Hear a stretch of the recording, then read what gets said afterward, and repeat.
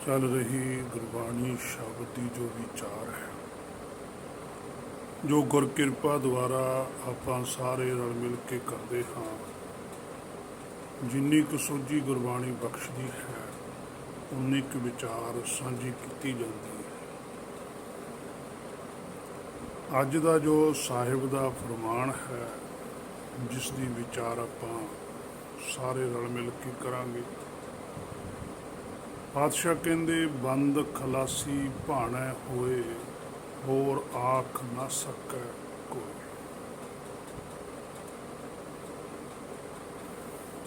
ਮਾਇਆ ਵਿੱਚ ਜਨਮ ਲੈਣਾ ਹੀ ਅਵਤਾਰ ਲੈਣਾ, ਭਾਵ ਕਿ ਜੋਰ ਦਾ ਭਵ ਸਾਗਰ ਦੇ ਅੰਦਰ ਸਰੀਰ ਧਾਰ ਕੇ ਆਉਣਾ, ਇਸ ਨੂੰ ਅਵਤਾਰ ਲੈਣਾ ਕਹਿੰਦੇ। ਜਿਵੇਂ ਪਾਤਸ਼ਾਹ ਸੁਖਨੀ ਦੇ ਅੰਦਰ ਵੀ ਕਹਿੰਦੇ ਆ, ਸੰਤ ਸਰਨ ਜੋ ਜਨ ਪਰੈ, ਸੋ ਜਨ ਉਦਰ ਨਹਾਰ, ਸੰਤ ਕੀ ਨਿੰਦਾ ਨਾਨਕਾ, ਬਹੁਰ ਬਹੁਰ ਅਵਤਾਰ।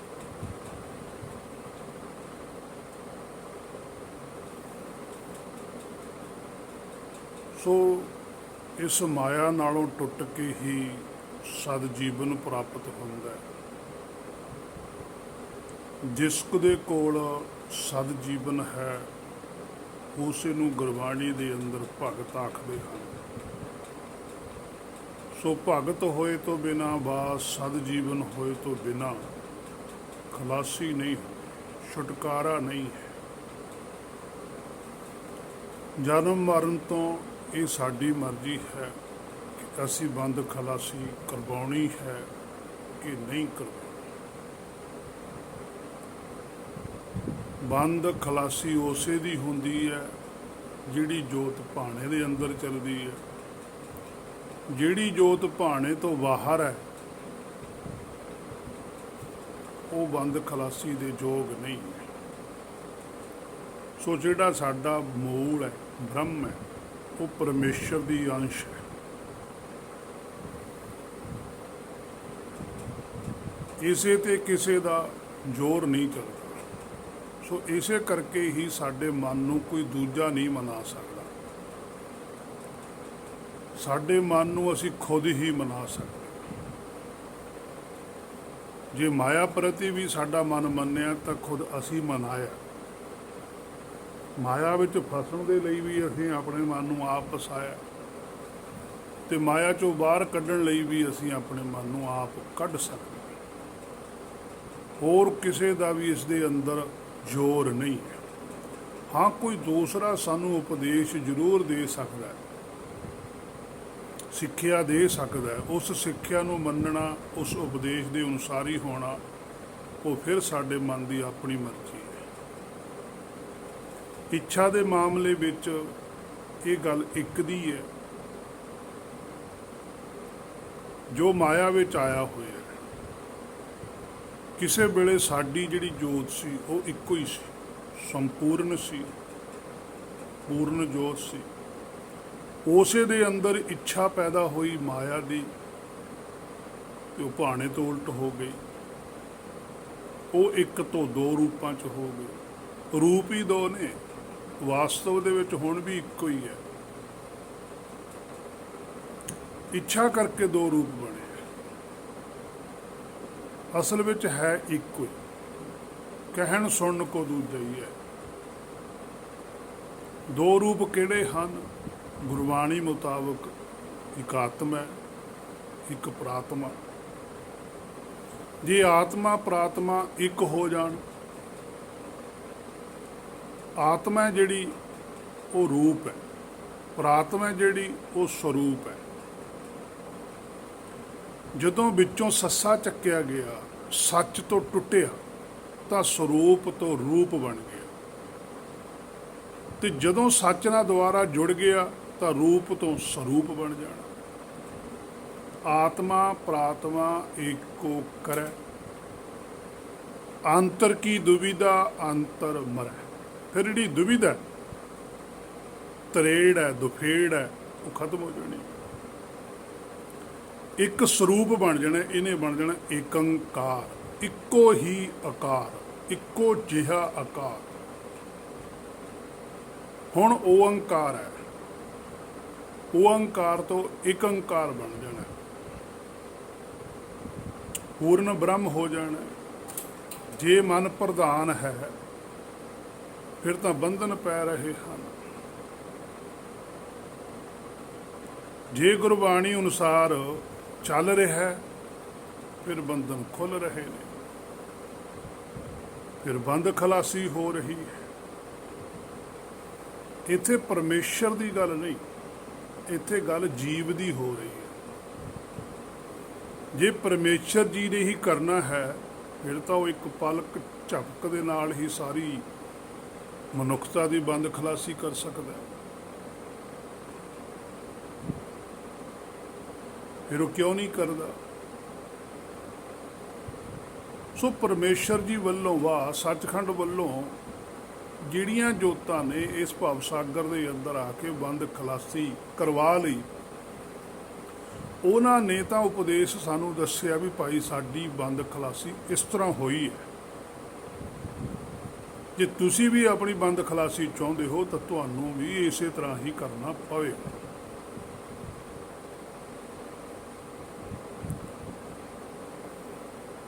ਸੋ ਜੇ ਅਸੀਂ ਪਰਮੇਸ਼ਰ ਤੇ ਹੀ ਸਾਰੀ ਗੱਲ ਛੱਡਦੇ ਹਾਂ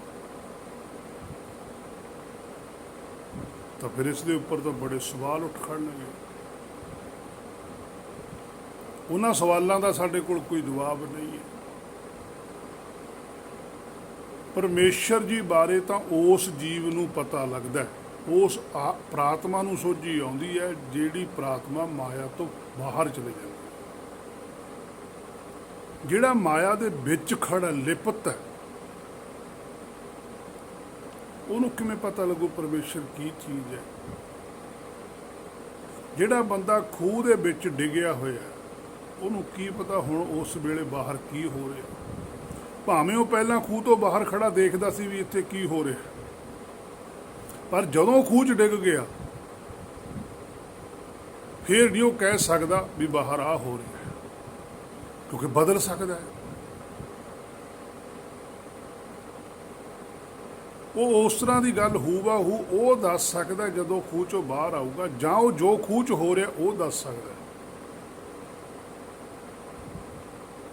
ਪਰ ਖੂਹ 'ਚ ਡਿੱਗੇ ਹੋਏ ਬੰਦੇ ਨੂੰ ਬਾਹਰੋਂ ਕੋਈ ਦੇਖ ਕੇ ਸੱਚ ਦਾ ਉਪਦੇਸ਼ ਦੇ ਸਕਦਾ ਵੀ ਭਾਈ ਇਸ ਵੇਲੇ ਬਾਹਰ ਆਏ ਹੋ ਰਿਹਾ, ਜਿਵੇਂ ਗੁਰਬਾਣੀ ਸਾਨੂੰ ਦੱਸਦੀ ਹੈ ਵੀ ਭਾਈ ਮਾਇਆ ਤੋਂ ਪਰੇ ਆਹ ਕੁਛ।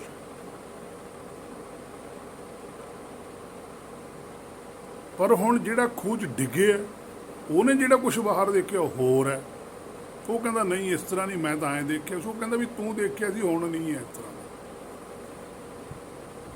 ਖੂਹ ਦੇ ਵਿੱਚ ਜੋ ਕੁਛ ਹੋ ਰਿਹਾ ਉਹ ਬਾਹਰਲੇ ਨੂੰ ਨਹੀਂ ਦੀਂਦਾ। ਉਹ ਕਹਿੰਦਾ ਇੱਥੇ ਐਂ ਹੋ ਰਿਹਾ, ਉਹ ਕਹਿੰਦਾ ਨਹੀਂ ਹੋ ਰਿਹਾ। ਸੋ ਇਸੇ ਕਰਕੇ ਭਗਤਾਂ ਤੇ ਸੰਸਾਰੀਆਂ ਜੋੜ ਕਦੇ ਨਾ।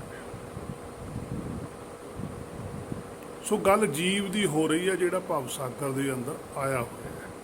ਜਦੋਂ ਜੀਵ ਭਵ ਸਾਗਰ 'ਚੋਂ ਸੁੱਖ ਸਾਗਰ ਚਲਾ ਜਾਂਦਾ ਫਿਰ ਇਹਨੂੰ ਸਾਰੀ ਸੋਝੀ ਆਉਂਦੀ ਹੈ ਕਿ ਪਰਮੇਸ਼ਰ ਹੈ ਕੀ ਚੀਜ਼। ਜਿਵੇਂ ਪਾਤਸ਼ਾਹ ਕਹਿੰਦੇ ਆ ਧੁਰ ਕੀ ਬਾਣੀ ਆਈ, ਜਦੋਂ ਧੁਰ ਕੀ ਬਾਣੀ ਇਹਦੇ ਹਿਰਦੇ 'ਚ ਆਉਂਦੀ ਹੈ ਤਿਨੀ ਸਗਲੀ ਚਿੰਤ ਮਿਟਾਈ। ਉਹ ਬਾਣੀ ਹੈ ਜਿਹੜੀ ਉਹ ਸਾਰੀ ਚਿੰਤਾ ਮਿਟਾਉਂਦੀ ਹੈ। ਉਹ ਜਿਹੜਾ ਸ਼ਬਦ ਗੁਰੂ ਹੈ ਉਹਦੀ ਸੁਰਤ ਚੇਲਾ ਬਣਦੀ।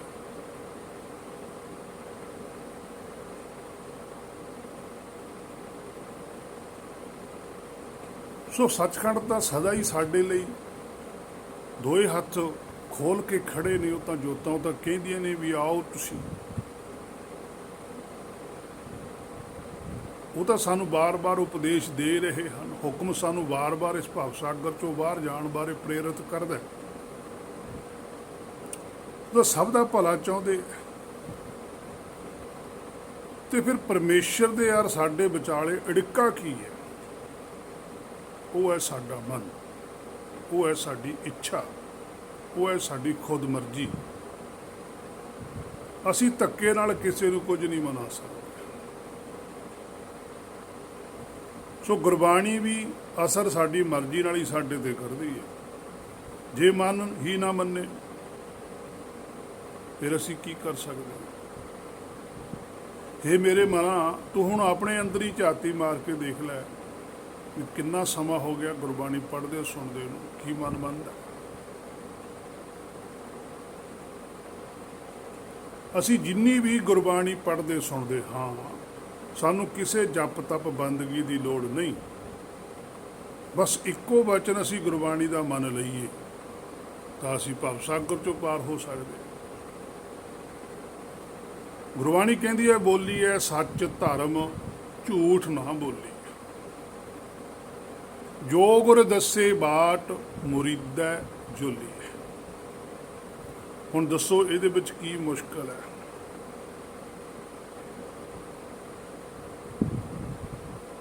ਕੀ ਜਪ ਤਪ ਹੈ? ਬਸ ਬੋਲੋ ਸੱਚ, ਛੱਡੋ ਝੂਠ। ਇਹ ਵੀ ਤਾਂ ਪਰਮੇਸ਼ਰ ਜੀ ਨੇ ਕਿਹਾ।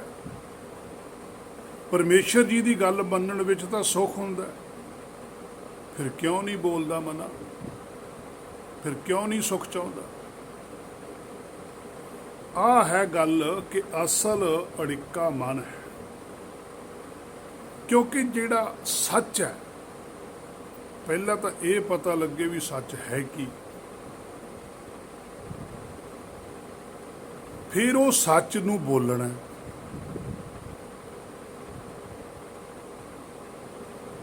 ਪਹਿਲਾਂ ਖੁਦ ਇਹ ਤਾਂ ਪਤਾ ਲੱਗੇ ਵੀ ਸੱਚ ਹੈ ਕੀ ਚੀਜ਼ ਹੈ। ਪਹਿਲਾਂ ਖੁਦ ਨੂੰ ਸੱਚ ਦਾ ਹੀ ਨਹੀਂ ਪਤਾ ਵੀ ਸੱਚ ਕੀ ਹੈ। ਔਰ ਜਦੋਂ ਸੱਚ ਬੋਲਣਾ, ਉਹਦੇ ਲਈ ਸੰਸਾਰ ਦੇ ਅੰਦਰ ਕੀ ਮੁਸ਼ਕਲ ਆਉਂਦੀ ਹੈ, ਕਿਉਂ ਨਹੀਂ ਬੋਲਿਆ ਜਾਂਦਾ, ਫਿਰ ਉਹਦਾ ਪਤਾ ਲੱਗਦਾ। ਤਾਂ ਹੀ ਗੁਰਬਾਣੀ ਨੇ ਲਿਖਿਆ ਨਾ, ਆਖਣ ਔਖਾ ਸਾਚਾ ਨਾ ਹੋ। ਜਦੋਂ ਜੋਤ ਨੂੰ ਪਤਾ ਲੱਗਦਾ ਕਿ ਅਸਲ ਵਿੱਚ ਸੱਚ ਆਏ, ਫਿਰ ਉਹਨੂੰ ਕਹਿਣਾ ਬਹੁਤ ਔਖਾ ਲੱਗਦਾ। ਕਿਉਂਕਿ ਜਿਹੜਾ ਅਸੀਂ ਸੰਸਾਰੀ ਸੱਚ ਬੋਲਦੇ ਹਾਂ, ਇਹਦਾ ਤੇ ਨਿਰਾਕਾਰੀ ਸੱਚ ਦਾ ਬਹੁਤ ਫਰਕ ਹੈ। ਸੰਸਾਰੀ ਸੱਚ ਸਾਡਾ ਬੋਲਿਆ ਹੋਇਆ ਸੱਚ ਵੀ ਸੱਚ ਨਹੀਂ ਰਹਿੰਦਾ, ਉਹ ਝੂਠ ਹੋ ਜਾਂਦਾ। ਕਿਉਂਕਿ ਸੰਸਾਰੀ ਜਦੋਂ ਅਸੀਂ ਸੱਚ ਬੋਲਾਂਗੇ, ਉਹ ਕਿਸੇ ਲਈ ਸੱਚ ਹੈ, ਕਿਸੇ ਲਈ ਝੂਠ ਹੈ। ਪਰ ਜਿਹੜਾ ਨਿਰਾਕਾਰੀ ਸੱਚ ਹੈ, ਉਹ ਭਾਵੇਂ ਅਸੀਂ ਮੰਨੀਏ ਚਾਹੇ ਨਾ ਮੰਨੀਏ, ਉਹ ਸੱਚ ਦਾ ਸੱਚ ਹੀ ਰਹਿੰਦਾ। ਨਾਨਕ ਦਾਸ ਮੁਖ ਤੇ ਜੋ ਬੋਲੇ, ਇਹਾਂ ਉਹਾਂ ਸੱਚ ਹੋਵੇ। ਉਹ ਉੱਥੇ ਵੀ ਸੱਚ ਰਹੂਗਾ, ਇੱਥੇ ਵੀ ਸੱਚ ਰਹੂਗਾ। ਇਸੇ ਕਰਕੇ ਉਹ ਸੱਚ ਨੂੰ ਬੋਲਣਾ ਬਹੁਤ ਔਖਾ ਹੈ। ਸੰਸਾਰੀ ਸੱਚ ਤਾਂ ਜਦੋਂ ਮਰਜ਼ੀ ਬੋਲਦੇ ਹੋ, ਕੋਈ ਫਰਕ ਨਹੀਂ ਪੈਂਦਾ, ਕਿਤੇ ਨਾ ਕਿਤੇ ਤਾਂ ਜਾ ਕੇ ਝੂਠਾ ਹੋ ਜਾਂਦਾ। ਪਰ ਜਿਹੜਾ ਨਿਰਾਕਾਰੀ ਸੱਚ ਹੈ, ਉਹ ਝੂਠਾ ਨਹੀਂ ਹੁੰਦਾ। ਆਦ ਸਮਿਆਂ ਤੋਂ ਜਦੋਂ ਦੀ ਸ੍ਰਿਸ਼ਟੀ ਚੱਲਦੀ ਹੈ, ਮਨੁੱਖਾ ਜੋਤ ਮਨੁੱਖਾ ਸਰੀਰ ਦੇ ਅੰਦਰ ਆਈ ਹੈ, ਉਹਨਾਂ ਨੇ ਜਿਹੜਾ ਨਿਰਾਕਾਰੀ ਸੱਚ ਬੋਲਿਆ, ਉਹ ਅੱਜ ਤੱਕ ਵੀ ਚੱਲਦਾ। ਵੇਦ ਚੱਲਦੇ ਨੇ, ਵੇਦਾਂ ਦੇ ਅੰਦਰ ਸੱਚ ਲਿਖਿਆ ਹੈ। ਵੇਦਾਂ ਮੈਂ ਨਾਮ ਉੱਤਮ ਸੋ ਸੁਣੇ ਨਾਹੀ, ਫਿਰੇ ਜਿਉਂ ਬੇਤਾਲਿਆ। ਨਾਮ ਹੀ ਸੱਚ ਹੈ। ਅੱਜ ਗੁਰਬਾਣੀ ਹੈ, ਆਉਣ ਵਾਲੇ ਸਮੇਂ 'ਚ ਪਤਾ ਨਹੀਂ ਪਾਣਾ ਕੀ ਵਰਤਣਾ। ਕਿਸੇ ਹੋਰ ਭਾਸ਼ਾ ਵਿੱਚ ਸੱਚ ਲਿਖਿਆ ਜਾ ਸਕਦਾ। ਇਹ ਪਰਮੇਸ਼ਰ ਦੀ ਆਪਣੀ ਖੇਡ ਹੈ। ਸੋ ਸਾਡਾ ਜਿਹੜਾ ਮਨ ਹੈ, ਉਹ ਸਭ ਤੋਂ ਵੱਡਾ ਅੜਿੱਕਾ ਹੈ। ਇਸੇ ਕਰਕੇ ਪਾਤਸ਼ਾਹ ਵੀ ਕਹਿੰਦੇ ਆ, ਕਹੋ ਕਬੀਰ ਮਨ ਮਾਨੇ ਤਾਉ ਹਾਰ ਜਾਣੇ। ਕਹਿੰਦੇ ਜਦੋਂ ਮੇਰਾ ਮਨ ਮੰਨ ਗਿਆ, ਫਿਰ ਮੈਨੂੰ ਹਰ ਬਾਰੇ ਪਤਾ ਲੱਗਿਆ ਵੀ ਅਸਲ ਵਿੱਚ ਹਰ ਕੀ। ਹੇ ਮੇਰੇ ਮਨਾ, ਹੁਣ ਤੈਨੂੰ ਜਿਹੜਾ ਹਰ ਬਾਰੇ ਪਤਾ ਹੈ, ਰੱਬ ਬਾਰੇ ਪਤਾ ਹੈ, ਪਰਮੇਸ਼ਰ ਬਾਰੇ ਪਤਾ ਹੈ, ਉਹ ਤੂੰ ਸੁਣੀ ਸੁਣਾਈਆਂ ਗੱਲਾਂ ਤੇ ਮੰਨਦਾ। ਸੁਣ ਵੱਡਾ ਆਖੈ ਸਭ ਕੋਏ ਹੈ, ਪਰ ਕੇਵਡ ਵੱਡਾ ਡੀਠਾ ਹੋਏ ਨਹੀਂ ਹੈ। ਤੂੰ ਖੁਦ ਨਹੀਂ ਵੇਖਿਆ ਕਿ ਉਹ ਹੈ ਕੀ ਚੀਜ਼, ਸੁਣ ਲਈ ਗੱਲ ਬਸ। ਹੁਣ ਸੁਣੀ ਹੋਈ ਗੱਲ ਤਾਂ ਸੰਸਾਰੀ ਸੱਚ ਹੈ। ਕੇਵਡ ਵੱਡਾ ਡੀਠਾ ਹੋਏ ਨਿਰਾਕਾਰੀ ਸੱਚ ਹੈ। ਕਿੰਨਾ ਫਰਕ ਹੈ। ਸੁਣੀ ਹੋਈ ਸੱਚ ਹੈ। ਉਹ ਕਹਿੰਦਾ ਵੀ ਇੱਥੇ ਫੁੱਲਾਂ ਦਾ ਬਾਗ ਸੀ, ਮੈਂ ਸੁਣਿਆ। ਪਰ ਇੱਕ ਬੰਦੇ ਨੇ ਦੇਖਿਆ ਹੋਇਆ, ਉਹ ਕਹਿੰਦਾ ਵੀ ਮੈਂ ਤਾਂ ਆਪਣੀ ਜ਼ਿੰਦਗੀ 'ਚ ਕਦੇ ਨਹੀਂ ਦੇਖਿਆ ਇੱਥੇ ਫੁੱਲਾਂ ਦਾ ਬਾਗ, ਇੱਥੇ ਤਾਂ ਗੰਦਗੀ ਪਈ ਹੈ। ਉਹਨੇ ਹੁਣ ਦੇਖਿਆ ਹੋਇਆ, ਉਹਨੇ ਸੁਣਿਆ ਹੋਇਆ, ਉਹ ਦੋਨੇ ਝਗੜਦੇ। ਉਹ ਕਹਿੰਦਾ ਨਹੀਂ ਜੀ ਮੈਂ ਸੁਣਿਆ, ਉਹ ਕਹਿੰਦਾ ਯਾਰ ਮੈਂ ਦੇਖਿਆ। ਕੋਈ ਫੈਸਲਾ ਨਹੀਂ ਹੋਇਆ। ਹਰ ਦਰਗਾਹ ਕੀਆਂ ਬਾਤਾਂ ਨਾਨਕ ਆਖ ਸੁਣਾਵੈ। ਨਾਨਕ ਜੀ ਕਹਿੰਦਾ ਮੈਂ ਤੁਹਾਨੂੰ ਦਰਗਾਹ ਦੀ ਗੱਲ ਸੁਣਾਉਣਾ ਕਿ ਉੱਥੇ ਕੀ ਹੋ ਰਿਹਾ, ਤੇ ਸਾਡੇ ਵਾਲੇ ਕਹਿੰਦੇ ਵੀ ਸੰਸਾਰ 'ਚ ਕੀ ਹੋ ਰਿਹਾ। ਨਾਨਕ ਜੀ ਕਹਿੰਦੇ ਆ ਕਿ ਇਹ ਜਿਹੜਾ ਸੰਸਾਰ ਹੈ ਇਹ ਝੂਠ ਹੈ। ਕੂੜ ਰਾਜਾ ਕੂੜ ਪਰਜਾ ਕੂੜ ਸਭ ਸੰਸਾਰ। ਅਸੀਂ ਕਹਿੰਦੇ ਵੀ ਨਹੀਂ ਇਹ ਸੱਚ ਹੈ, ਅੱਗੇ ਕਿਹੜਾ ਕਿਸੇ ਨੇ ਦੇਖਿਆ। ਸਾਡੀ ਥਿੰਕਿੰਗ ਇਹ ਹੈ ਵੀ ਅੱਗੇ ਕਿਸੇ ਨੇ ਨਹੀਂ ਦੇਖਿਆ। ਗੁਰੂ ਨਾਨਕ ਸਾਹਿਬ ਕਹਿੰਦੇ ਵੀ ਇਹਾਂ ਖਾੜ ਚਲੋ ਹਰ ਲਾਹਾ ਅੱਗੇ ਵਸਨ ਸੁਹੇਲਾ। ਕਿਵੇਂ ਸਾਡਾ ਮਿਲਾਪ ਹੋ? ਅਸੀਂ ਉਨਿਆਈ ਸੇਵਕ ਸ਼ਰਧਾ ਭਾਵਨਾ ਪਤਾ ਨਹੀਂ ਕੀ ਕੁਛ ਅਸੀਂ ਗੁਰੂ ਨਾਨਕ ਤੇ ਰੱਖੀ ਬੈਠੇ, ਪਰ ਜੋ ਕੁਛ ਗੁਰੂ ਨਾਨਕ ਸਾਹਿਬ ਕਹਿੰਦੇ ਆ ਉਹਦੇ ਅਸੀਂ ਨੇੜੇ ਤੇੜੇ ਵੀ ਨਹੀਂ।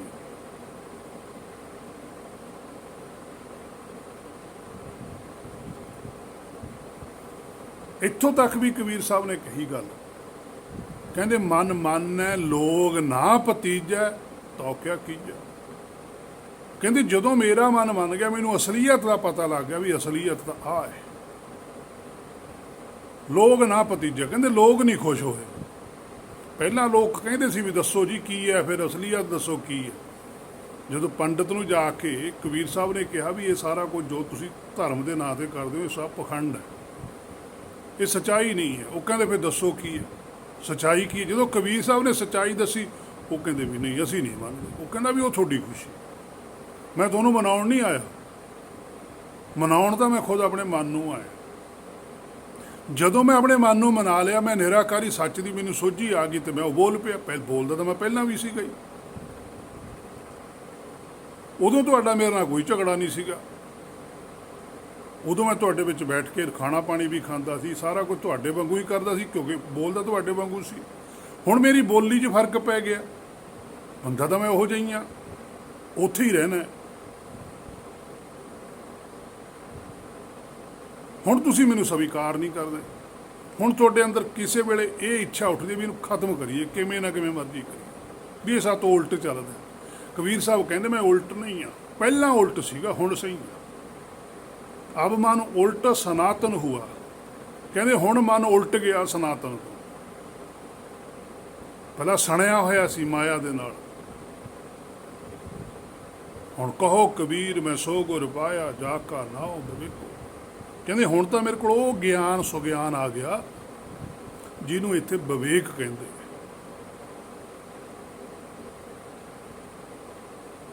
ਹੁਣ ਗਿਆਨ ਖੰਡ ਮੈਂ ਗਿਆਨ ਪ੍ਰਚੰਡ ਹੈ। ਕਬੀਰ ਸਾਹਿਬ ਸਰੀਰ ਕਰਕੇ ਉਹੋ ਜਿਹੇ ਹੀ ਨੇ, ਸੁਰਤ ਕਰਕੇ ਸੰਸਾਰ ਨੂੰ ਉੱਚੇ ਉੱਠ ਖੜੇ। ਸੋ ਮਨ ਮਾਨੈ ਲੋਕ ਨਾ ਭਤੀਜਾ, ਕਹਿੰਦੇ ਨਾ ਭਤੀਜਾ ਤੋ ਕਿਆ ਕੀਜਾ। ਕਹਿੰਦੇ ਫਿਰ ਨਹੀਂ ਮੰਨਦਾ ਨਾ ਸੀ, ਮੈਂ ਕਿਹੜਾ ਵੀ ਤੁਹਾਤੋਂ ਕੁਛ ਲੈਣਾ, ਜਾਂ ਮੈਨੂੰ ਕਿਸੇ ਦਾ ਕੋਈ ਡਰ ਹੈ। ਸੋ ਡਰ ਹੈ ਜੇ ਪਾਪ ਕਮਾਉਂਦਾ, ਕਹਿੰਦੇ ਉਹ ਡਰ ਹੈ ਜਿਹੜਾ ਭਾਣੇ ਤੋਂ ਉਲਟ ਚੱਲਦਾ। ਮੈਂ ਤਾਂ ਭਾਣੇ 'ਚ।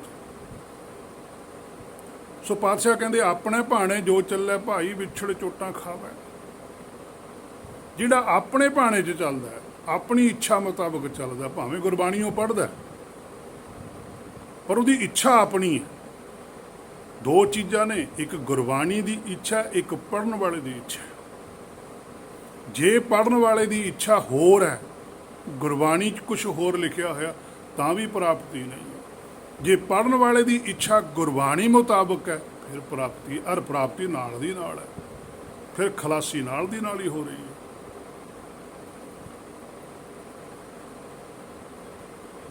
ਆਪਣੇ ਭਾਣੇ ਜੋ ਚੱਲੇ ਭਾਈ ਵਿਛੜ ਚੋਟਾਂ ਖਾਵੇ। ਸੋ ਸਿੱਖ ਸਖਾ ਬੰਦ ਪਹਿ ਭਾਈ ਜੇ ਗੁਰ ਕੇ ਭਾਣੇ ਵਿੱਚ ਆਵੇ। ਇਹਦਾ ਮਤਲਬ ਗੁਰ ਕਾ ਭਾਣਾ ਵੀ ਫਿਰ ਕੋਈ ਹੈ। ਜਦੋਂ ਅਸੀਂ ਆਪਣੀ ਇੱਛਾ ਪ੍ਰਗਟ ਕਰਦੇ ਹਾਂ ਉਹ ਸਾਡਾ ਆਪਣਾ ਭਾਣਾ ਹੈ, ਇੱਕ ਗੁਰ ਕਾ ਭਾਣਾ ਹੈ। ਹੁਣ ਫਿਰ ਸਾਨੂੰ ਕਿਵੇਂ ਪਤਾ ਲੱਗੇ ਕਿ ਗੁਰ ਕਾ ਭਾਣਾ ਕੀ ਹੈ ਤੇ ਆਪਣਾ ਭਾਣਾ ਕੀ ਹੈ? ਇਹੀ ਤਾਂ ਸਭ ਤੋਂ ਵੱਡੀ ਬੁਝਾਰਤ ਹੈ, ਇਹੀ ਤਾਂ ਬੁੱਝਣੀ ਹੈ। ਹੋਰ ਅਸੀਂ ਕੀ ਕਰਨਾ?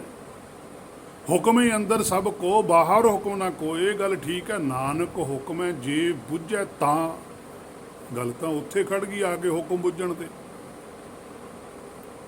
ਜਦੋਂ ਹੁਕਮ ਬੁੱਝ ਲਿਆ ਹਉ ਮੈਂ ਕਹੇ ਨਾ ਕੋਈ, ਨਾ ਹਉ ਰਹਿਣੀ ਹੈ ਨਾ ਮੈਂ ਰਹਿਣੀ ਹੈ। ਹਉ ਮੈਂ ਵਿੱਚੋਂ ਖੋਵੈ, ਫਿਰ ਖੋਈ ਜਾਣੀ ਹੈ। ਹੁਣ ਬੁਝਾਰਤ ਬੁੱਝੜੀ ਕਿਹਨੇ ਹੈ? ਬੁੱਧੀ ਨੇ, ਅਕਲ ਨੇ, ਕਿ ਕਿਸ ਗੱਲ ਵਿੱਚ ਫਾਇਦਾ ਹੈ, ਕਿਸ ਗੱਲ ਵਿੱਚ ਨੁਕਸਾਨ ਹੈ, ਕਿਹੜਾ ਨਿਰਾਕਾਰੀ ਪਾਪ ਹੈ, ਕਿਹੜਾ ਨਿਰਾਕਾਰੀ ਪੁੰਨ ਹੈ। ਹੁਣ ਤੱਕ ਤਾਂ ਸੰਸਾਰੀ ਪਾਪ ਪੁੰਨ 'ਚ ਜੀਵਨ ਬਤੀਤ ਕੀਤਾ, ਜਦੋਂ ਨਿਰਾਕਾਰੀ ਪਾਪ ਪੁੰਨ ਦੀ ਸੋਝੀਏ ਫਿਰ ਉੱਧਰ ਨੂੰ ਚੱਲ ਪਏ। ਜਦੋਂ ਅਸੀਂ ਜਦੋਂ ਗੁਰਬਾਣੀ ਦੇ ਅਰਥ ਗਲਤ ਕਰਦੇ ਹਾਂ ਤਾਂ ਅਸੀਂ ਅਸਲੀ ਮਾਰਗ ਤੋਂ ਭਟਕ ਜਾਂਦੇ ਹਾਂ। ਜਦੋਂ ਅਸੀਂ ਇਹ ਅਰਥ ਕਰਦੇ ਹਾਂ ਕਿ ਜੀ ਸਭ ਕੁਝ ਪਰਮੇਸ਼ਰ ਦੇ ਹੱਥ ਵਿੱਚ ਹੈ, ਉਹ ਚਾਹਵੇ ਤਾਂ ਕੁਝ ਵੀ ਕਰ ਸਕਦਾ, ਬੰਦੇ ਦੇ ਹੱਥ ਵਿੱਚ ਕੁਝ ਨਹੀਂ, ਫਿਰ ਇਹ ਬਚਨ ਵੀ ਪਰਮੇਸ਼ਰ ਜੀ ਦਾ ਹੀ ਹੈ ਜੋ ਉੱਪਰ ਲਿਖਿਆ ਹੋਇਆ ਕਿ ਆਪਣੇ ਭਾਣੇ ਜੋ ਚੱਲੇ ਭਾਈ ਵਿਛੜ ਚੋਟਾ ਖਾਵੇ। ਫਿਰ ਇਹ ਕੀ ਗੱਲ ਹੋਈ? ਜਾਂ ਫਿਰ ਪਰਮੇਸ਼ਰ ਜੀ ਇੱਥੇ ਇਹ ਲਿਖਦੇ ਕਿ ਮੇਰੇ ਭਾਣੇ ਜੋ ਚੱਲੇ ਭਾਈ ਸੋ ਵਿਛੜ ਚੋਟਾਂ ਖਾਵੇ। ਇੱਥੇ ਤਾਂ ਆਪਣੇ ਭਾਣੇ ਲਿਖਿਆ ਹੋਇਆ, ਸੋ ਇੰਨਾ ਸੌਖਾ ਵੀ ਨਹੀਂ ਹੈ ਮਨਾ ਗੁਰਬਾਣੀ ਨੂੰ ਹੀ ਸਮਝਣਾ। ਤਾਂ ਹੀ ਤਾਂ ਬੁਝਾਰਤ ਲਿਖਿਆ ਹੁਕਮ ਨੂੰ। ਇਹ ਵੀ ਸਾਰਾ ਕੁਝ ਲਿਖਿਆ ਹੋਇਆ ਕਿ ਜੋ ਕੁਝ ਹੋ ਰਿਹਾ ਉਹਦੇ ਹੁਕਮ 'ਚ ਹੋ ਰਿਹਾ। ਇਹ ਵੀ ਲਿਖਿਆ ਹੋਇਆ ਕਿ ਆਪਣੇ ਭਾਣੇ ਜੋ ਚੱਲਦਾ ਭਾਈ। ਫਿਰ ਤਾਂ ਕੰਟਰੋਵਰਸੀ ਹੋ ਗਈ, ਗੁਰਬਾਣੀ ਕਿਤੇ ਕੁਝ ਹੋਰ ਕਹਿੰਦੀ ਹੈ, ਕਿਤੇ ਹੋਰ ਕੁਝ। ਜੋ ਕੁਝ ਵੀ ਹੋ ਰਿਹਾ ਪਰਮੇਸ਼ਰ ਦੇ ਭਾਣੇ ਵਿੱਚ ਹੋ ਰਿਹਾ ਹੈ, ਉਹ ਜੀਵ ਕਹਿ ਸਕਦਾ ਜਿਹਨੇ ਆਪਣੀ ਇੱਛਾ ਤਿਆਗੀ ਹੋਈ ਹੈ। ਉਹ ਕਹਿ ਰਿਹਾ ਪੰਜਵੇਂ ਪਾਤਸ਼ਾਹ, ਤੇਰਾ ਭਾਣਾ ਮੀਠਾ ਲਾਗੇ ਹਰ ਨਾਮ ਪਦਾਰਥ ਨਾਨਕ ਮੰਗੈ, ਲਿਖਿਆ ਹੈ ਸ਼ਬਦ ਹੈ। ਪੰਜਵੇਂ ਪਾਤਸ਼ਾਹ ਆਪ ਬੋਲਦੇ ਕਿ ਮੈਂ ਉਹ ਚੀਜ਼ ਮੰਗਦਾ ਹਾਂ। ਇੱਥੋਂ ਗੱਲ ਸਿੱਧ ਹੋ ਜਾਂਦੀ ਹੈ ਕਿ ਹੁਕਮ ਨਾਲ ਦੀ ਨਾਲ ਆਉਂਦਾ, ਭਾਣਾ ਨਾਲ ਦੀ ਨਾਲ ਆਉਂਦਾ। ਇਹ ਨਹੀਂ ਵੀ ਇੱਕ ਵਾਰੀ ਆ ਗਿਆ ਬਸ ਠੀਕ ਹੈ। ਇੱਕ ਵਾਰੀ ਮਾਇਆ ਪਾਈ ਹੈ,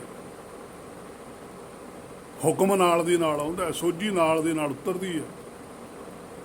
ਤੁਰਕੀ ਬਾਣੀ ਆਈ ਲਿਖਿਆ ਹੋਇਆ, ਆਈ ਸੀ ਨਹੀਂ ਲਿਖਿਆ ਹੋਇਆ। ਆਈ ਪ੍ਰੈਜੈਂਟ ਕੰਟੀਨਿਊ ਆ ਰਹੀ ਹੈ, ਹੁਣ ਵੀ ਚੱਲ ਰਹੀ ਹੈ ਤੁਰਕੀ ਬਾਣੀ, ਹੁਣ ਵੀ ਹੁਕਮ ਆ ਰਿਹਾ ਨਾਲ ਦੀ ਨਾਲ। ਹਰ ਨਿੱਤ ਨਵੀਂ ਸੋਝੀ ਆਉਂਦੀ ਹੈ। ਉਸ ਵੇਲੇ ਜਦੋਂ ਪਾਤਸ਼ਾਹੀਆਂ ਵਿਚਰਦੇ ਸੀ, ਉਹੋ ਜਿਹੇ ਹਾਲਾਤ ਸੀ, ਉਹੋ ਜਿਹੇ ਸ਼ਬਦ ਸੀ, ਉਹੋ ਜਿਹੇ ਉਹਨਾਂ ਦੇ ਅੱਗੇ ਸਵਾਲ ਆਉਂਦੇ ਸੀ, ਉਹੋ ਜਿਹਾ ਉਹ ਜਵਾਬ ਦਿੰਦੇ ਸੀ। ਅੱਜ ਜਿਹੜਾ ਸਮਾਂ ਚੱਲਦਾ, ਅੱਜ ਜਦੋਂ ਭਗਤ ਦੇ ਹਿਰਦੇ 'ਚੋਂ ਹੁਕਮ ਨੇ ਪ੍ਰਗਟ ਹੋਣਾ, ਅੱਜ ਦੇ ਸਵਾਲ ਹੋਣਗੇ, ਅੱਜ ਦੇ ਜਵਾਬ ਹੋਣਗੇ।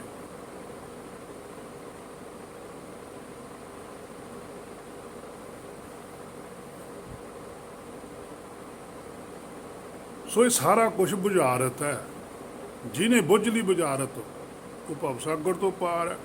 ਨਹੀਂ ਤਾਂ ਫਿਰ ਬੰਦਾ ਗੁਰਬਾਣੀ 'ਤੇ ਬਹੁਤ ਸਵਾਲ ਖੜੇ ਕਰ ਦੂਗਾ ਵੀ ਜੀ ਗੁਰਬਾਣੀ ਤਾਂ ਐਂ ਲਿਖਿਆ, ਤੁਸੀਂ ਜਵਾਬ ਦਿਓ।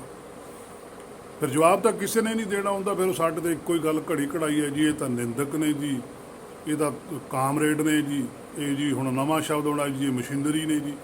ਇਹਨਾਂ ਗੱਲਾਂ ਨੂੰ ਕਹਿਣ ਦਾ ਨਹੀਂ ਕੋਈ ਫਾਇਦਾ। ਸਗੋਂ ਜੇ ਤੁਹਾਡੇ 'ਤੇ ਕੋਈ ਸਵਾਲ ਕਰਦਾ ਉਹਨੂੰ ਕਹਾਂ ਵੀ ਬੈਠੋ, ਉਹਦਾ ਜਵਾਬ ਦਿਓ। ਜੇ ਨਹੀਂ ਜਵਾਬ ਦੇ ਸਕਦੇ ਉਹਦੇ ਨਾਲ ਸਲਾਹ ਕਰੋ ਵੀ ਸਾਨੂੰ ਇਸ ਗੱਲ ਬਾਰੇ ਅਜੇ ਪੂਰੀ ਪੱਕਾ ਨਹੀਂ ਪਤਾ, ਆਪਾਂ ਇਹਦੀ ਵਿਚਾਰ ਕਰਦੇ ਹਾਂ ਵੀ ਸਵਾਲ ਵਾਕਈ ਮਾਰਕੇ ਦਾ, ਇੱਥੇ ਵਿਚਾਰ ਕਰਨੀ ਚਾਹੀਦੀ।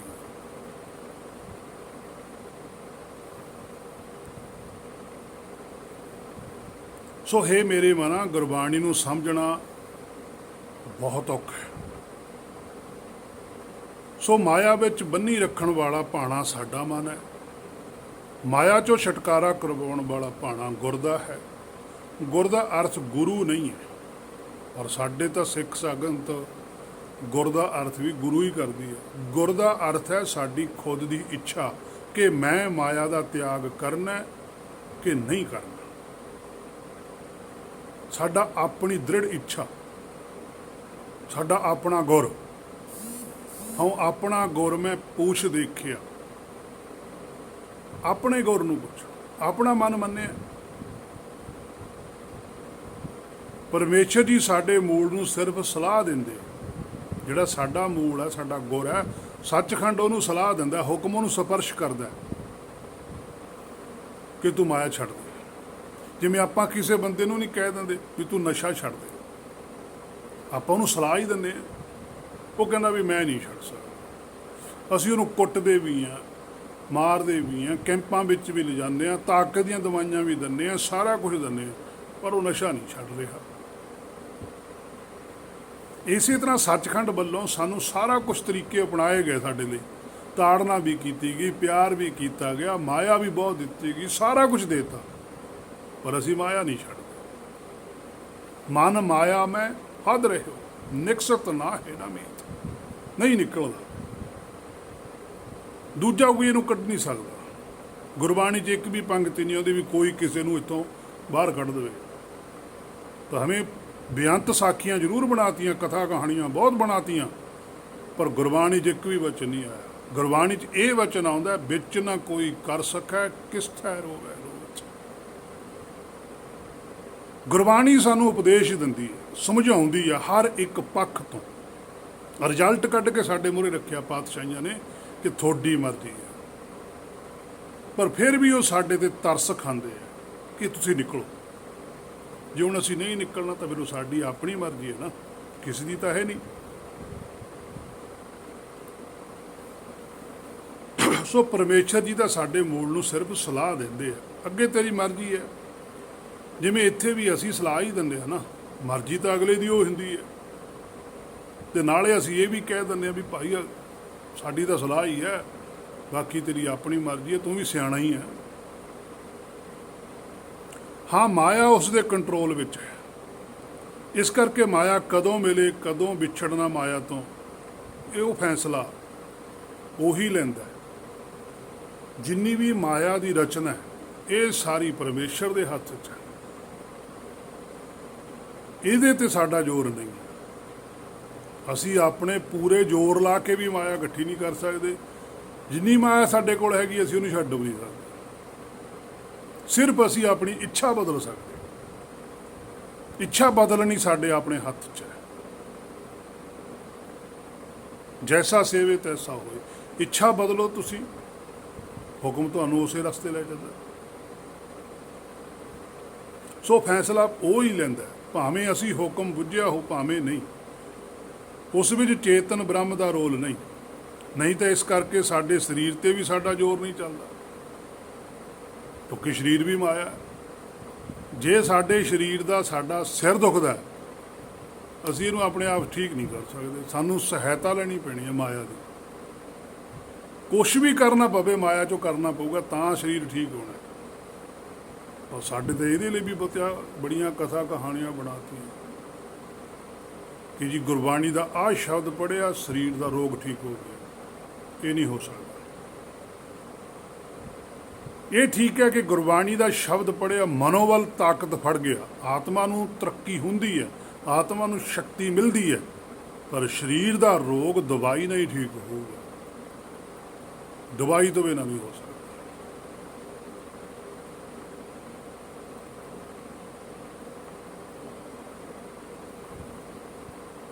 ਪਰ ਸੰਸਾਰੀ ਲੋਕ ਨਹੀਂ ਮੰਨਦੇ, ਨਿਰਾਕਾਰੀ ਮੰਨਦੇ। ਫਿਰ ਤਾਂ ਇਸ ਸੰਸਾਰ 'ਚੋਂ ਜਿਹੜੇ ਨਿਰਾਕਾਰੀ ਸੀ, ਪਾਤਸ਼ਾਹੀਆਂ ਸੀ, ਭਗਤ ਸਾਹਿਬਾਨ ਸੀ, ਉਹ ਜਾਂਦੇ ਹੀ ਨਾ, ਉਹ ਤਾਂ ਹੁਣ ਵੀ ਇੱਥੇ ਹੀ ਹੁੰਦੇ, ਕਿਉਂਕਿ ਉਹਨਾਂ ਨਾਲ ਤਾਂ ਵੱਧ ਸ਼ਬਦ ਕਿਸੇ ਦੇ ਹਿਰਦੇ 'ਚ ਨਹੀਂ ਸੀ। ਹੁਕਮ ਉਹਨਾਂ ਦੇ ਹਿਰਦੇ 'ਚ ਪ੍ਰਤੱਖ ਵਰਤਦਾ ਸੀ। ਉਹਨਾਂ ਦੇ ਸਰੀਰ ਤਾਂ ਜੰਗਾਂ ਯੁੱਧਾਂ 'ਚ ਵੀ ਰਹੇ ਨੇ, ਫਿਰ ਉਹ ਠੀਕ ਕਰ ਲਿਆ ਕਰਦੇ ਨਹੀਂ ਹੁੰਦਾ। ਇਹੀ ਕੁਛ ਤਾਂ ਗੁਰਮੁਖ ਸਿਖਾਉਂਦੇ ਆ ਇੱਥੇ ਆ ਕੇ। ਇਸੇ ਕਰਕੇ ਤਾਂ ਪਰਮੇਸ਼ਰ ਭੇਜਦਾ ਵੀ ਜਾਓ ਇਹਨਾਂ ਨੂੰ ਸਹੀ ਰਸਤਾ ਦਿਖਾਓ।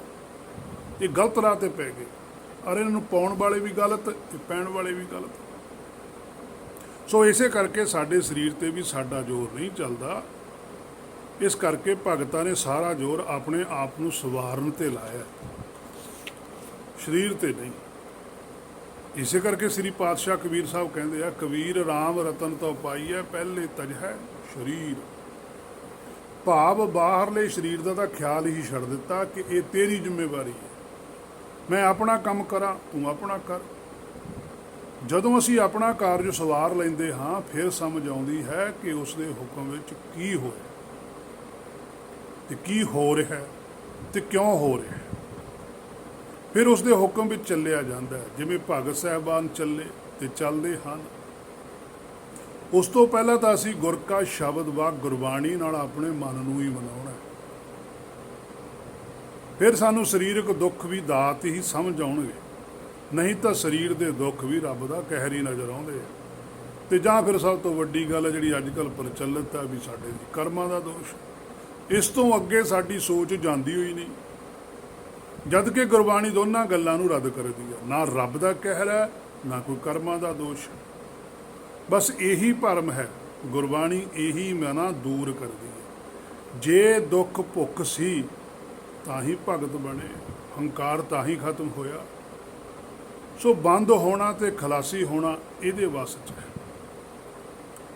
ਹੁਕਮ ਇਹਦੀ ਮਦਦ ਕਰਦਾ। ਇਸ ਤੋਂ ਅੱਗੇ ਹੈ ਪਰਮੇਸ਼ਰ ਦਾ ਭਾਣਾ। ਫਿਰ ਯਾਦ ਰੱਖਣ ਵਾਲੀ ਗੱਲ ਹੈ ਕਿ ਅੱਗੇ ਜਿਹੜਾ ਬਚਨ ਦੇਖੋ ਪਾਤਸ਼ਾਹ ਨੇ ਕੀ ਲਿਖਿਆ ਕਿ ਹੋਰ ਆਖ ਨ ਸਕੈ ਕੋਈ, ਬੰਦ ਖਲਾਸੀ ਭਾਣੈ ਹੋਏ, ਹੋਰ ਆਖ ਨਾ ਸਕੈ ਕੋਈ। ਹੋਰ ਕਿਸੇ ਦਾ ਵੀ ਦਖਲ ਨਹੀਂ, ਪਰਮੇਸ਼ਰ ਹੈ। ਕੋਈ ਦਖਲ ਨਹੀਂ ਦੇ ਸਕਦਾ ਚੇਤਨ ਦੇ ਮਾਮਲੇ ਦੇ ਅੰਦਰ। ਜਿਵੇਂ ਕਈ ਵਾਰੀ ਅਸੀਂ ਸਰੀਰ ਕਰਕੇ ਕੋਈ ਕੰਮ ਕਰਦੇ ਭੈ ਵਿੱਚ, ਪਰ ਸਾਡਾ ਮਨ ਨਹੀਂ ਮੰਨਦਾ, ਪਰ ਮਜਬੂਰੀ ਬਸ ਕਰਦੇ ਹਾਂ। ਬਸ ਇਹਦੇ ਨਾਲ ਹੀ ਰਲਦੀ ਮਿਲਦੀ ਕੋਈ ਗੱਲ ਹੈ। ਬਾਕੀ ਬੁਝਾਰਤ ਹੈ, ਬੁੱਝੇ ਦੀ ਪਤਾ ਚੱਲੂ। ਪਾਤਸ਼ਾਹ ਜੀ ਕਹਿੰਦੇ ਤੋੜੇ ਬੰਧਨ ਹੋਵੇ ਮੁਕਤ, ਸ਼ਬਦ ਮਨ ਵਸਾਏ। ਹੁਣ ਦੱਸੋ ਕੀ ਦਖਲ ਰਹਿ ਗਿਆ ਕਿਸੇ ਦਾ? ਕੀ ਕੋਈ ਦਖਲ ਦੇ ਸਕਦਾ? ਕੋਈ ਕਿਸੇ ਨੂੰ ਵਿਅਕਤੀ ਮੁਕਤੀ ਦੇ ਸਕਦਾ?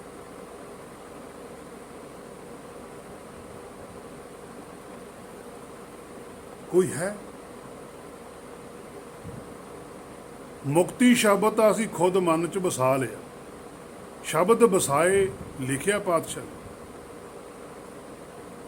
ਚੇਤੇ ਕਰਨਾ ਨਹੀਂ ਲਿਖਿਆ, ਪੜ੍ਹਨਾ ਨਹੀਂ ਲਿਖਿਆ, ਵਸਾਏ ਲਿਖਿਆ ਹੋਇਆ। ਭਾਵ ਗੁਰਬਾਣੀ ਅਨੁਸਾਰ ਚੱਲਣਾ ਹੈ ਮਨਾ।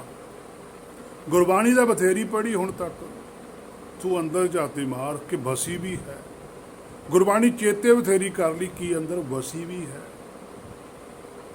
ਮੰਨੇ ਕੀ ਗਤ ਕਹੀ ਨਾ ਜਾਏ, ਜਿਹਦੇ ਹਿਰਦੇ 'ਚ ਗੁਰਬਾਣੀ ਵਸ ਗਈ ਨਾ, ਉਹਦੀ ਗਤੀ ਕਹੀ ਨਹੀਂ ਜਾਂਦੀ। ਉਹ ਭਵ ਸਾਗਰ ਦੇ ਵਿੱਚ ਇੱਕ ਸਕਿੰਟ ਲਈ ਨਹੀਂ ਰਹਿ ਸਕਦਾ। ਪੜ੍ਹੇ ਕੀ ਗਤ ਕਹੀ ਨਾ ਜਾਏ ਲਿਖਿਆ, ਇਹ ਮੇਰੇ ਮੂਹਰੇ ਨਹੀਂ ਲਿਖਿਆ। ਪੜ੍ਹੇ ਕੀ ਗਤ ਕਹੀ ਨਾ ਜਾਏ ਨਹੀਂ ਲਿਖਿਆ, ਮੰਨੇ ਕੀ ਗਤ ਲਿਖਿਆ। ਜਿਹੜਾ ਮੰਨਦਾ, ਪੜ੍ਹਨ ਵਾਲੇ ਤਾਂ ਕਰੋੜਾਂ ਹੀ ਨੇ ਗੁਰਬਾਣੀ ਨੂੰ, ਮੰਨਣ ਵਾਲੇ ਹੈਨ ਵਿਰਲੇ, ਨਹੀਂ ਕਣੇ ਫੈਲ ਫਕੜ ਸੰਸਾਰ। ਸੋ ਬੰਦ ਖਲਾਸੀ ਭਾਣੇ ਹੋਏ, ਹੋਰ ਆਖ ਨਾ ਸਕੈ ਕੋਏ। ਪਾਤਸ਼ਾਹ ਕਹਿੰਦੇ ਜਿਹੜਾ ਭਾਣਾ ਹੈ ਉਹੀ ਸਾਡੀ ਬੰਦ ਖਲਾਸੀ ਕਰ ਸਕਦਾ ਹੈ, ਹੋਰ ਕੋਈ ਵੀ ਨਹੀਂ ਆਖਦਾ। ਹੋਰ ਉਸ ਤੋਂ ਬਿਨਾਂ ਭਾਵੇਂ ਕੋਈ ਜਿੰਨਾ ਮਰਜ਼ੀ ਕਹੀ ਚੱਲੇ, ਕਥਾ ਕਹਾਣੀਆਂ ਸੁਣਾਈ ਚੱਲੇ, ਉਪਦੇਸ਼ ਦੇਈ ਚੱਲੇ, ਸਿੱਖਿਆ ਦੇਈ ਚੱਲੇ, ਕੁਛ ਵੀ ਸਾਨੂੰ ਦੇਈ ਚੱਲੇ, ਸਾਡੇ 'ਤੇ ਕੋਈ ਚੀਜ਼ ਅਸਰ ਨਹੀਂ ਕਰਦੀ ਜਿੰਨਾ ਚਿਰ ਅਸੀਂ ਖੁਦ ਨਹੀਂ ਮੰਨਦੇ। ਜਦੋਂ ਸਾਡਾ ਖੁਦ ਦਾ ਮਨ ਮੰਨਦਾ ਕਿ ਅਸੀਂ ਵਾਕਈ ਭਾਣੇ ਵਿੱਚ ਰਹਿਣਾ, ਉਹਦੀ ਰਜ਼ਾ ਵਿੱਚ ਰਹਿਣਾ, ਤਾਂ ਉਹ ਜਿਹਦਾ ਭਾਣਾ, ਜਿਹਦਾ ਹੁਕਮ ਹੈ, ਉਹ ਸਾਡੀ ਮਦਦ ਬਹੁਤ ਜ਼ਿਆਦਾ ਕਰਦਾ ਹੈ। ਸੋ ਇੱਥੋਂ ਤੱਕ ਇਹ ਅੱਜ ਦਾ ਪ੍ਰਸੰਗ ਸੀ ਜੋ ਗੁਰਕਿਰਪਾ ਦੁਆਰਾ ਕੀਤਾ ਗਿਆ। ਅਗਲੇ ਜਿਹੜੀ ਵਿਚਾਰ ਹੈ, ਜੇ ਗੁਰ ਨੇ ਚਾਹਿਆ ਫਿਰ ਕੀਤੀ ਜਾਵੇਗੀ। ਹੋਈਆਂ ਬੇਅੰਤ ਭੁੱਲਾਂ ਦੀ ਖਿਮਾ। ਵਾਹਿਗੁਰੂ ਜੀ ਕਾ ਖਾਲਸਾ, ਵਾਹਿਗੁਰੂ ਜੀ ਕੀ